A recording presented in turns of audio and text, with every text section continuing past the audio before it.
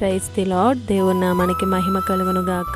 ఈరోజు దేవుని వాగ్దానము, యెహోవాను స్తుతించుడి, యెహోవాకు క్రొత్త కీర్తన పాడుడి. భక్తులు కూడుకొను సమాజములో ఆయనకు స్తోత్ర గీతము పాడుడి. 149వ కీర్తన మొదటి చరణము. నూతన దినమును చూసే కృపనిచ్చిన దేవాతి దేవునికి వందనములు.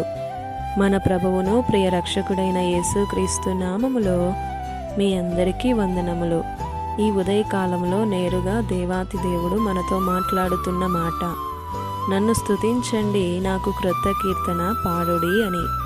నిజముగా నీ పూర్ణ హృదయముతో పూర్ణ ఆత్మతో ఆయనను స్తుతించి ఆరాధించి చూడు.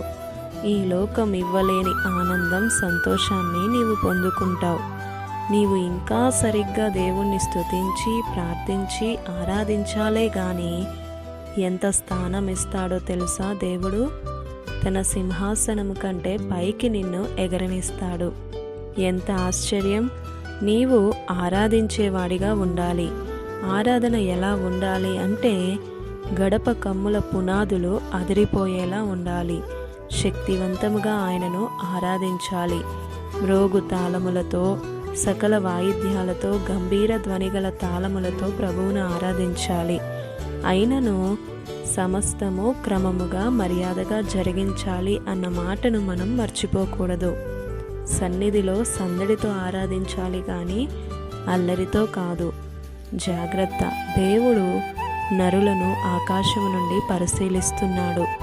ఆరాధిస్తున్నామంటే పరిశుద్ధాత్ముడు దిగిరావాలి. ప్రియ సహోదరుడా, సహోదరి, నీవు పశ్చాత్తాపంలోనికి రావాలి. పరిశుద్ధత కొరకైన ఆశ పెరగాలి. అట్టి ఏడుపు రావాలి, పరిశుద్ధపరచయ్యా అని. నన్ను హిమము కంటే తెల్లగా మార్చయ్యా, నీలా నన్ను మార్చయ్యా, నీ ఎదుట నిలబడే కృప నాకు కావాలి, నన్ను పరిశుద్ధపరచయ్యా, నా మాట, నా తలంపు, నా చూపు నన్ను కడుగయ్యా అన్న ఈ ఏడుపు రావాలి ఆరాధనలో. ఆరాధిస్తున్నావా దేవుణ్ణి? ఇలా ఆరాధించి చూడు.